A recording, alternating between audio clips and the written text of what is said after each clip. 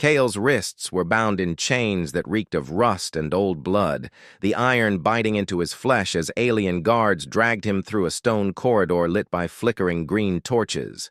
He had been captured weeks ago, ambushed when his ship's distress beacon had lured scavengers instead of help. They hadn't killed him outright. No, that would have been mercy. Instead, they wanted a show. The corridor rumbled as a distant roar shook the walls, a roar that wasn't thunder. It was voices. An audience was waiting. The gate opened and Kale staggered forward, blinking as sunlight slammed into his eyes. Before him stretched a coliseum of impossible scale, built from black stone carved into jagged spires that rose like claws toward the sky. Tens of thousands of alien spectators filled tier upon tier of seats, their scaled bodies shimmering, their glowing eyes fixed on him with predatory hunger. Their voices merged into a single chant. Blood, blood, blood. Kale's stomach twisted, but he straightened his spine. If he was going to die, he would meet it on his feet. He was shoved into sand that burned hot beneath his bare feet. The arena floor was scarred with old battles, stained with the dark remnants of countless deaths. He could smell it: copper, sweat, ash. Weapons lined the walls, but none were his. The guards had stripped him of everything but his will. Above, carved into a dais of golden stone, sat the rulers, alien warlords armored in obsidian, and at their center, a queen crowned in living. Crystal. Her eyes glittered unreadable as they fixed on him. A horn bellowed, deep and resonant, and the ground split open. Iron gates slid apart with a scream of gears, and from the shadows crawled beasts unlike anything Kale had seen. Towering quadrupeds with scales glistening like oil, their jaws bristling with tusks. The crowd shrieked approval, stomping in rhythm, that shook the sand beneath his feet. Kale's heart hammered, but he forced air into his lungs, refusing to kneel. They wanted terror. He would give them defiance. The beasts charged. Kale dodged left, narrowly escaping a snapping maw, sand spraying into his face. He stumbled, rolling hard, and spotted broken fragments of chain left buried in the arena floor. Grabbing one, he wrapped the jagged metal around his fist. His every move was improvisation, his every breath survival, but he fought with desperation that no gladiator's training could match. He struck the beast's eye, a lucky blow, and its howl echoed through the Colosseum. The crowd erupted, not in jeers, but in surprise. Pain seared down his side as claws raked him, but Kale refused to collapse. He was outmatched, slower, weaker, but he had something the beasts didn't: stubbornness. He used the sand itself, blinding one by kicking it into its eyes, then ducking low as it thrashed wildly. The second beast lunged, but Kale twisted, dragging the blinded one into its path. They crashed together, snarling, and for a moment, the impossible happened. Kale was still alive. The crowd's chant faltered, replaced by a rising murmur. For the first time in living memory, a human had not died within minutes. Kale stood, bloody, and trembling, the chain-wrapped fist raised like a challenge. The warlord snarled, displeased, but the queen leaned forward ever so slightly, her crystalline crown catching the sun. Her lips curved in the faintest smile. Kale realized then that his survival had done more than prolong his death. It had broken the script. The arena wasn't meant to be defied. Yet here he was, standing where none should stand. And the crowd, despite themselves, had taken notice. The night after the battle, Kale lay in chains again, his wounds crudely bound with strips of alien, cloth that smelled of smoke and iron. He expected execution, but none came. Instead, guards muttered of the curiosity he had stirred. The alien crowd wanted more. He wasn't a man anymore. He was a spectacle. He clenched his fists, his body aching, and whispered to himself, "If I'm a show, then I'll write my own script." The following day, the Colosseum was louder. Word of his survival had spread across the city. Merchants hawked trinkets shaped like his battered face. Children mimicked his desperate fight in the streets. He entered the arena again under skies bruised with clouds, and this time, the roar was different. Not just hatred, anticipation. They wanted to see if lightning would strike twice. The Queen was there again, still unreadable, though Kale swore. Her gaze lingered on him longer than before. His second trial was crueler. No beasts. Instead, weapons were scattered across the sand, but far from reach. At the center stood him, unarmed, while the gates screeched open to release creatures faster and deadlier than before. Their skin shimmered like molten bronze, their limbs ending in hooked talons. They circled him, patient, waiting for him to falter. The crowd howled, stamping their feet until the ground itself seemed alive. Kyle feigned weakness, stumbling deliberately, drawing one beast into lunging two. Soon, he rolled forward, snatching a spear haft half buried in sand. It was cracked, brittle, but enough. He jabbed low, piercing its leg, and the creature howled, staggering. The others leapt, and chaos exploded. Kyle spun, his movements reckless, but inventive, smashing, dodging, dragging one into the other. He used broken weapons like extensions of himself, each one discarded the moment it failed. Improvisation was his lifeblood. The fight dragged on. Blood smeared his arms, sweat stung his eyes, and the spear splintered in his grip. Still he refused to quit. He fought not with skill, but with refusal. Refusal to be what they demanded. He shouted, not words but raw sound, defiance echoing across the Colosseum. The beasts hesitated, confused, their predatory instincts disrupted by prey that acted like predator. The crowd went silent. Then, impossibly, they roared. Not for his death, but for the fight itself. When the last beast collapsed, Kale dropped to one knee, gasping. The arena floor was a graveyard of broken weapons and dead monsters. He had nothing left in him, yet he lifted his chin to face the warlords. They scowled, furious that their spectacle had turned into inspiration. But the Queen, she leaned back, in her throne, her fingers drumming her armrest, as if considering something profound. Kale spat blood into the sand, refusing to bow. He was still alive, and the arena knew it. This time, they didn't chant for blood. They chanted his name. Kale expected celebration, but the warlords gave him chains instead. His survival was an insult to their traditions. Dragged through the corridors once more, guards sneered, spitting curses in their guttural tongue. Prey, pretending to be predator. He ignored them, clinging to the memory of the crowd chanting his name. Something had shifted, and even these guards couldn't unmake it. They brought him back to the arena too soon. His wounds had barely closed, his strength not yet returned, but he refused to crawl. When they shoved him into the light again, he walked tall. The Colosseum thundered with voices, not unanimous, but divided. Some demanded his execution, others demanded his rise. He had become a fracture line in their empire. Kyle smiled through bloodied lips. Fractures had a way of breaking, empires apart. This time there were no beasts, no weapons, only another figure waiting on the sand.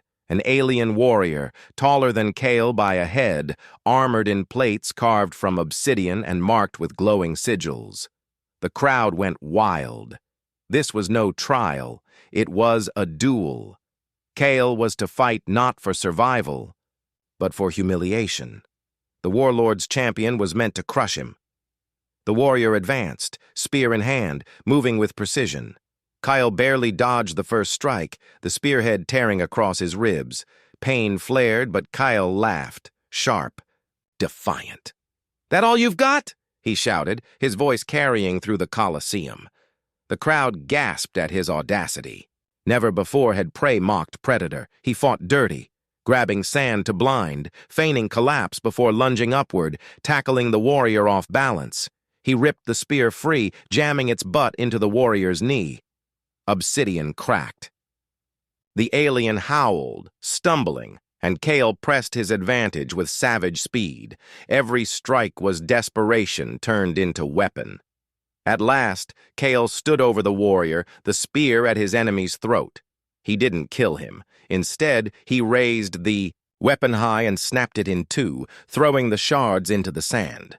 The arena erupted. Some screamed for blood, others roared with awe. Kyle's message was clear. He would not play their game. He would not kill for their amusement.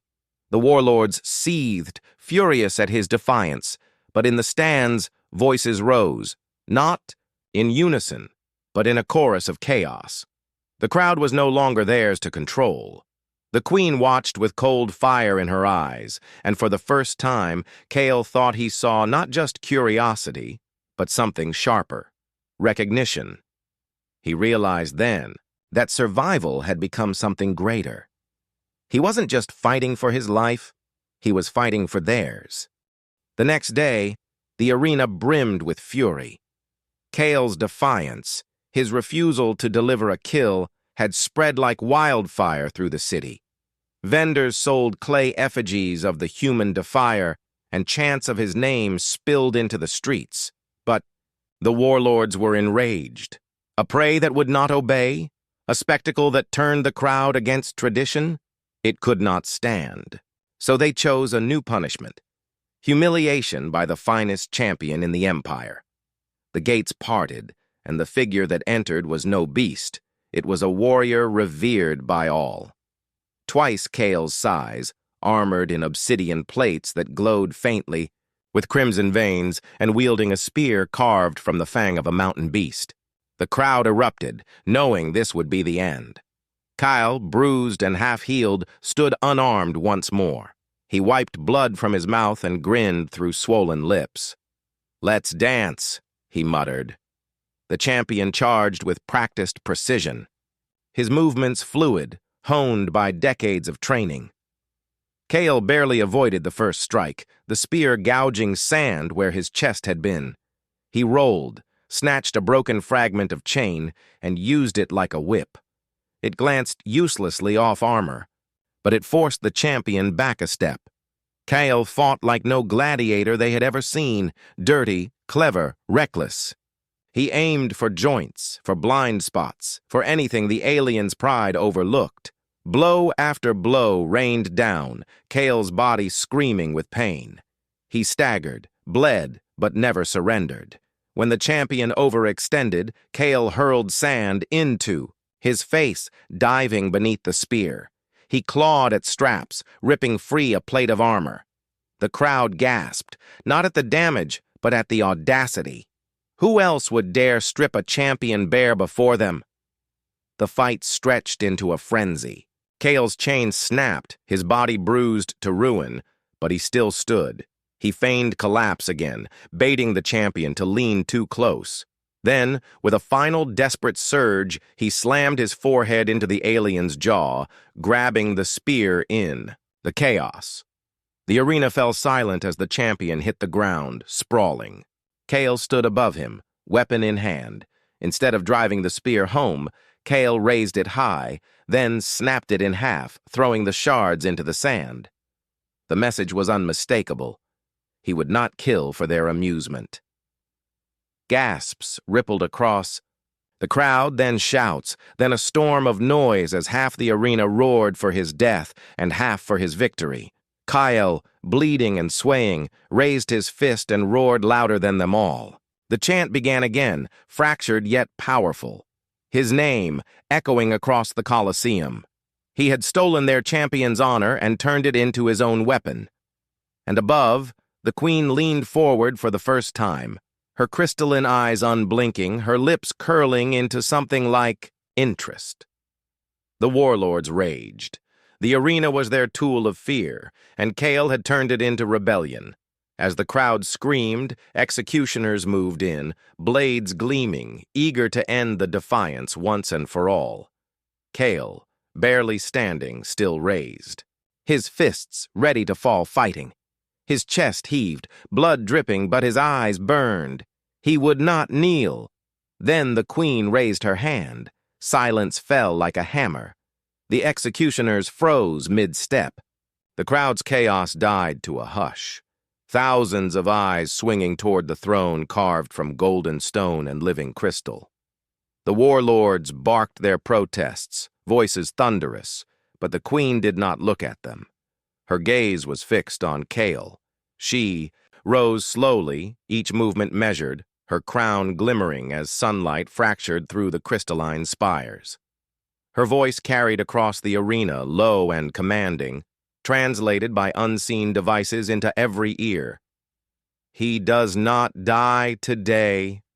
The crowd gasped, a wave of disbelief and awe. Never before had a queen halted blood once demanded. The warlords spat venom, their armor rattling as they protested. "He mocks us! He breaks the law of the ring!" But the queen's hand remained, raised, her eyes never leaving Kale's, and in that silence, power shifted. The crowd, unsure, began to murmur, then to cheer, not for his death, for him, for the man the queen had spared. Kale collapsed to one knee, not in submission but from exhaustion, his head bowed, his body broken. Yet when he looked up, he locked eyes with her. There was no gratitude in his stare, only defiance, as though daring her to explain why she had interfered. The queen's lips curved faintly, not with kindness, but with amusement. For the first time, she had found something unpredictable. The executioners withdrew, seething. The crowd erupted into chants. No longer uniform. Some cried for blood, others for Kale. The arena was split, fractured, alive in a way it had not been in generations. And the queen, she had made her move.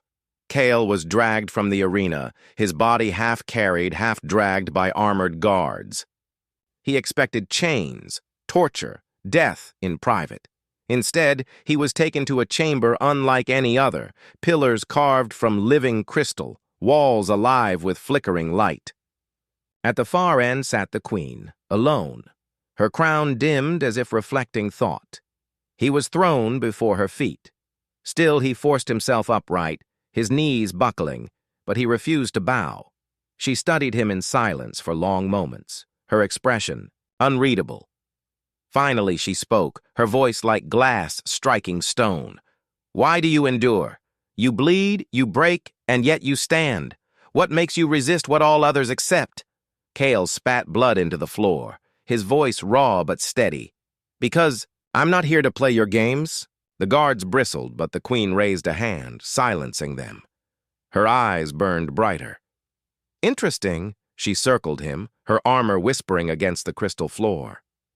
"You are a pawn who refuses the board. That is rare, dangerous, perhaps useful." She leaned close, her voice low. "You will fight again, not as prey but as my blade. Win and you live, lose and you die. Serve me, and I will give you more than survival. I will give you purpose." Kyle laughed, the sound cracked but defiant. "I didn't come here to serve anyone. Not you. Not them." For a heartbeat, the room froze. The guards shifted, ready to strike him down.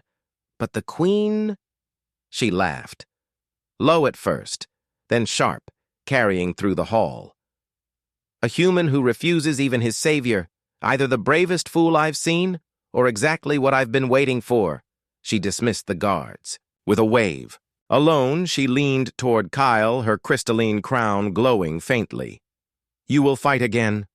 But remember, human, whether you admit it or not, your defiance is mine now." Kyle met her gaze, his jaw tight. He didn't answer, but in his silence, he knew. This was no mercy. This was a bargain written in blood. Kyle returned to the arena days later, his body scarred, his spirit unbroken. This time the air felt different. The crowd did not chant in unison for blood. Instead, it fractured. Some roared for his death, others for his defiance. Vendors outside the gates sold banners marked with his likeness and whispered rumors, spoke of the human who would not kneel. He had become more than prey. He was an idea, and ideas were harder to kill than bodies.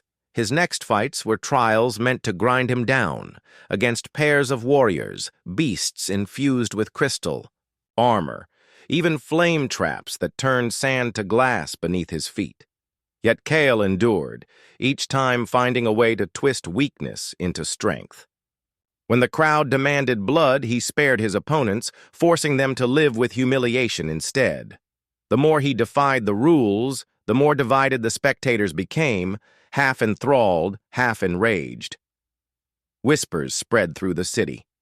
The Queen had chosen him. Some called it blasphemy, others destiny. The warlords plotted, their patience thinning. But the Queen played the crowd as deftly as Kale fought in the sand. Each victory he earned became her victory too, strengthening her throne even as it destabilized the empire beneath her feet. Kale began to sense the pattern. She was using him, a pawn to fracture her rival's grip on the people. But he also felt something shift in the way she watched him, not just strategy but fascination. She had gambled on a man who should have died a dozen times, and he refused to prove her wrong. At night, in his cell, Kyle heard the crowds chanting his name in the streets. He clenched his fists, torn between rage and purpose. He had come here a prisoner, but now he was becoming something far more dangerous, a symbol. And symbols could bring empires to their knees. The warlords struck back, demanding Kale's execution. They accused the Queen of weakness, of corruption by prey, and rallied their followers to challenge her. The Colosseum would decide, as it always did. A final trial was declared, not against beasts or champions, but against a creature bred for one purpose: annihilation. Kale stood in the arena as the gates opened to reveal his foe. It was colossal, part machine, part beast, its body armored, in molten black scales, its eyes burning with engineered rage. The crowd gasped, some in awe, others in horror. This was no trial. It was an execution designed to end not just Kale, but the Queen's gamble with him. Before the fight began, Kale's eyes found hers. The Queen sat on her throne, her hand resting on the armrest, her gaze sharp as a blade. She did not look fearful. She looked alive, as if daring him to rise beyond even this. In that moment, Kyle understood. His survival was no longer his alone. It was hers too. If he fell, she fell with him. The beast charged, its roar shaking the arena walls. Kale dove aside, feeling the sand explode under its weight. His lungs burned, his muscles screamed, but his mind raced. He could not match it in strength. He would have to turn its power against itself. Every scrap of human cunning, every trick he had ever learned, would be his weapon now. The Queen's gamble had become his burden. And Kale knew. The only way to win was to fight not as prey, not even as predator, but as something new. Something alien to them all, human. The battle stretched into a nightmare of claws, fire, and shattered stone. The beast's strikes sent tremors through the ground, hurling Kale across the sand again and again. Blood filled his mouth, his vision blurred, but he staggered up each time, refusing to stay down. The crowd's roar became a storm, half baying for his death, half screaming his name. Kale darted between the beast's legs, dragging broken chains behind him, looping them around its limbs. He pulled with every ounce of strength, forcing the creature to stumble. It thrashed, breaking stone pillars, but Kale used its rage, drawing it into traps of its own making. When it lunged, he sidestepped. When it stomped, he shoved debris beneath its feet. Slowly, impossibly, he began to turn its power against it. At last, the creature towered above him, maw open wide, fire glowing in its throat. Kyle had nothing left but desperation. He jammed a broken spear into its mouth as it struck, the fire detonating inside its own skull. The explosion rocked the Colosseum, flames scattering across the sand. The beast collapsed in ruin, smoke curling from its corpse. Silence fell. Kyle stood in the wreckage, one arm hanging limp, his chest heaving with ragged breath. He raised his fist high, blood dripping into the sand. The crowd erupted, not as one but in a war of voices, some chanting his death, others chanting his name with thunderous devotion. The warlords rose, weapons drawn, ready to demand his head then and there. But before they could speak, the queen rose too. Her presence cut through the chaos like a blade. Her crystalline crown blazed as she lifted her hand, palm open toward Kale. The arena froze. The queen's gesture was unmistakable. She claimed him, not as prey, not as pawn, but as chosen. The warlords shouted in fury, their voices drowned by the rising roar of the crowd. Thousands of aliens stood, torn between tradition and revelation, but one truth was undeniable. The queen had defied them all. Kyle swayed, his body trembling, but his eyes locked on hers. For the first time, he saw not just strategy in her gaze, but something deeper, recognition. She had wagered her throne, her crown, and her life on him. And he had answered. The executioners lowered their blades, unwilling to cross her will. The crowd split into chaos, chants clashing, but the sound was no longer controlled by the warlords. The empire itself was cracking, right there in the sand. Kyle, standing broken yet unbowed, had become the fracture that could shatter it all. The queen stepped forward, descending from her throne into the arena itself. Gasps rippled through the crowd as her armored feet touched the same sand as the gladiators. She stopped before Kale, extending her hand once more, not command, but choice. A gesture unheard of in their history. Kale stared at it, his body screaming for rest, his mind torn between mistrust and destiny. But in that moment he understood. Whether pawn or partner, his story had already rewritten theirs. Slowly, painfully, he reached out and clasped her hand. The arena roared, not for blood, not for tradition, but for something new. The queen raised their joined hands high, declaring before all, "This human is mine." And Kale realized, through blood and fire, he had done the impossible. He had turned a death sentence into a throne.